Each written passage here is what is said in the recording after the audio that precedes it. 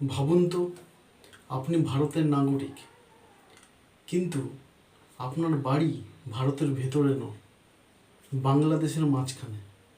কিংবা আপনি বাংলাদেশের নাগরিক, অথচ চারপাশে শুধুই ভারত। শুনতে অবিশ্বাস্য লাগলেও বহু বছর ধরে হাজার হাজার মানুষ এমন জীবনই কাটিয়েছেন। কেন এমন হয়েছিল? কিভাবে তৈরি হয়েছিল এই ছিটমহল? আর 2015 সালে এমন কি ঘটেছিল যা বদলে দিয়েছিল হাজারো মানুষের জীবন? আজ জানব বিশ্বের অন্যতম অদ্ভুত সীমান্ত রহস্য, ছিটমহলের গল্প। স্বাগতম আপনাদের সবাইকে। যদি সত্যি ঘটনা কিন্তু অজানা তথ্য, রহস্য আর চমকপ্রদ ইতিহাস জানতে ভালোবাসেন, তাহলে এই চ্যানেলটি আপনার জন্য। চলুন শুরু করি। ভূখণ্ডের খাঁচায় বন্দি মানবের সভ্যতার ইতিহাস। সীমানা মানুষকে সুরক্ষা দেয়, পরিচয় দেয়, কিন্তু দক্ষিণ এশিয়ার মানচিত্রে এমন এক অদ্ভুত সীমানা ছিল যা লাখো মানুষের জন্য অভিশাপ হয়ে দাঁড়িয়েছিল। কল্পনা করুন এমন এক জীবনের যেখানে আপনার ঘর আছে কিন্তু কোনো দেশ নেই, আপনার জমি আছে কিন্তু কোনো আইনি অধিকার নেই, আপনার সন্তান জন্ম নিলে কোনো বার্থ সার্টিফিকেট পাওয়া যায় না, আর মারা গেলে মেলে না কোনো ডেথ সার্টিফিকেট। এটি কোনো কাল্পনিক উপন্যাসের গল্প নয়, এটি ছিল ভারত ও বাংলাদেশের সীমান্তে বসবাসকারী ছিটমহল বা এনক্লেভের মানুষদের 68 বছরের বাস্তব জীবনের নির্মম আখ্যান। 2015 সালের 31 জুলাই মধ্যরাতের আগে পর্যন্ত এই মানুষগুলো বিশ্বের বুকে পরিচিত ছিল অদৃশ্য নাগরিক বা ইনভিজিবল সিটিজেন হিসাবে। ইতিহাসের ট্র্যাজেডি, ছিটমহল সমস্যার শিকড় লুকিয়ে আছে প্রায় 300 বছর পুরনো ইতিহাসে। লোকমুখে প্রচলিত আছে কুচবিহারের রাজা এবং রংপুরের জমিদারের তাস খেলা বা দাবার বাজির খামখেয়ালিপনা থেকে এর উৎপত্তি। খেলা হেরে এক পক্ষ অন্য পক্ষকে নিজের সাম্রাজ্যের ভেতরে কিছু গ্রাম বা ভূখণ্ড লিখে দিত।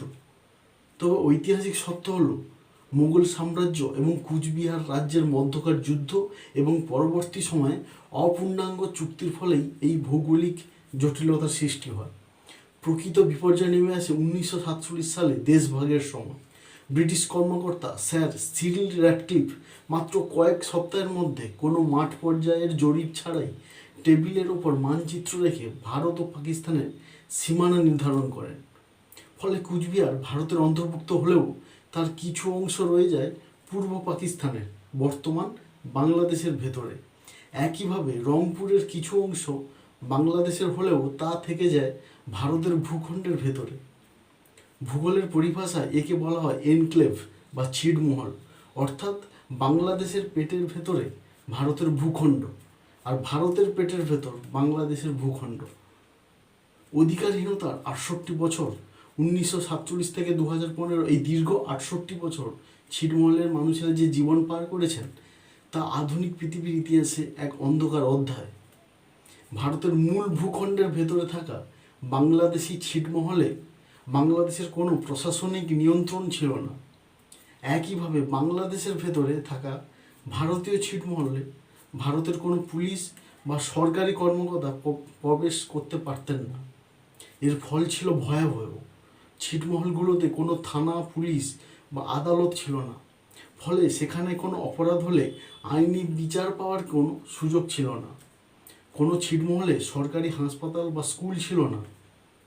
ছিটমহলের কোনো গর্ভবতী নারীকে হাসপাতালে নিয়ে যেতে হলে বা কোনো শিশুকে স্কুলে পাঠাতে হলে প্রতিবেশীর দেশের ভুয়া নাম ও পরিচয় ব্যবহার করতে হতো। ধরা পড়লে কপালে জুটত অনুপ্রবেশকারীর তকমা আর জেলখানা। এই মানুষদের কোনো পাসপোর্ট ছিল না, ভোটার আইডি কার্ড ছিল না, এমনকি ব্যাংকে অ্যাকাউন্ট খোলার অধিকারও ছিল না। তারা ছিলেন নিজ ভূমিতেই পরবাসী। কূটনৈতিক জোট ও রাজনৈতিক সদিচ্ছা এই মানবিক সংকটের সমাধানের চেষ্টা যে আগে হয়নি তা নয়। 1974 সালে বাংলাদেশের জাতির জনক বঙ্গবন্ধু শেখ মুজিবুর রহমান এবং ভারতের প্রধানমন্ত্রী ইন্দিরা গান্ধী একটি ঐতিহাসিক ল্যান্ড বাউন্ডারি এগ্রিমেন্ট বা সীমান্ত চুক্তি সই করেছিলেন।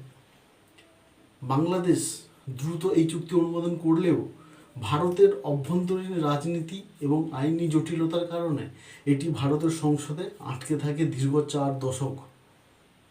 অবশেষে 2015 সালে আসে সেই ঐতিহাসিক মাইলরক্ষণ। ভারতের প্রধানমন্ত্রী নরেন্দ্র মোদী এবং বাংলাদেশের তৎকালীন প্রধানমন্ত্রী শেখ হাসিনার যৌথ উদ্যোগে এবং ভারতের সংসদের সর্বসম্মত সম্মতিতে 1974 সালে সেই চুক্তি বাস্তবায়িত হয়। এই ঐতিহাসিক চুক্তি নিয়ে ভারতের প্রধানমন্ত্রী নরেন্দ্র মোদী বলেছিলেন, ছিটমহল বিনিময় কেবল মানচিত্রের পরিবর্তন নয়, এটি দুটি দেশের হৃদয়ের মিলন এবং এক বিশাল মানবিক সংকটের অবসান। 31শে জুলাই 2015 স্বাধীনতার প্রথম আলো। 2015 সালে 31শে জুলাই মধ্যরাতে 12টা 1 মিনিট ঘড়ির কাঁটা ছোঁয়ার সাথে সাথেই ভারত ও বাংলাদেশের সীমান্ত অঞ্চলের আকাশ আতশবাজির আলোয় আলোকিত হয়ে ওঠে। 68 বছর পর দুই দেশের পতাকার আনুষ্ঠানিক পরিবর্তনের মাধ্যমে অবসান ঘটে বিশ্বের অন্যতম জটিল সীমান্ত সমস্যার। বাংলাদেশের ভেতরে থাকা ভারতের 111টি ছিটমহল, প্রায় 17,160 একর জমি বাংলাদেশের অংশ হয়ে যায়। আর ভারতের ভেতরে থাকা বাংলাদেশের 51টি ছিটমহল, 7,000 প্রায় একর জমি এর অন্তর্ভুক্ত হয়। সবচেয়ে সুন্দর বিষয়টি ছিল, এই মানুষদের জোর করে উচ্ছেদ করা হয়নি, তাদের নাগরিকত্ব বেছে নেওয়ার পূর্ণ স্বাধীনতা দেওয়া হয়েছিল। প্রায় 14,864 জন মানুষ ভারতীয় নাগরিকত্ব বেছে নিয়ে ভারতের মূল ভূখণ্ডে চলে যান, আর বাকি প্রায় 37,000 মানুষ বাংলাদেশের নাগরিক হিসেবে নিজেদের ভিটে মাটিতেই থেকে যান। 68 বছর পর তারা জীবনের প্রথম কোনো দেশের বৈধ নাগরিক হওয়ার স্বাদ পান, প্রথমবার নিজেদের দেশের জাতীয় সঙ্গীত গাওয়ার অধিকার পান। আজকের ছিটমহলগুলো আর সেই অন্ধকার দুনিয়া নয়, সেখানে আজ পাকা রাস্তা তৈরি হয়েছে, ঘরে ঘরে বিদ্যুৎ পৌঁছেছে, গড়ে উঠেছে স্কুল, কলেজ এবং আধুনিক হাসপাতাল। যে শিশুরা একসময় ভুয়া পরিচয় নিয়ে লুকিয়ে বাঁচত, তারা আজ বুক ফুলিয়ে নিজেদের দেশের নাগরিক পরিচয় দিয়ে স্কুলে যায়। বিশ্ব রাজনীতিতে যেখানে সীমান্ত নিয়ে প্রতিনিয়ত যুদ্ধ, রক্তপাত এবং উত্তেজনা দেখা যায়, সেখানে ভারত ও বাংলাদেশ কোনো বুলেট না ছুঁড়ে, কোনো রক্তপাত ছাড়াই কেবল আলোচনার টেবিলে বসে এত বড় এবং জটিল একটি মানবিক ও ভৌগোলিক সমস্যার সমাধান করে দেখিয়েছে। এটি সমসাময়িক বিশ্ব কূটনীতির ইতিহাসে একটি অনন্য এবং অনুকরণীয় রোল মডেল হয়ে থাকবে। আপনার কি মনে হয়, পৃথিবীতে এর থেকেও অদ্ভুত কোনো সীমান্ত রয়েছে? কমেন্টে অবশ্যই জানাবেন। আর ভিডিওটি ভালো লাগলে লাইক করুন, বন্ধুদের সঙ্গে শেয়ার করুন। আর এমন আরও রহস্যময় ও তথ্যভিত্তিক ভিডিও পেতে লেটস টক উইথ সোমনাথ চ্যানেলটি সাবস্ক্রাইব করতে ভুলবেন না। নমস্কার বন্ধুরা, ভালো থাকবেন।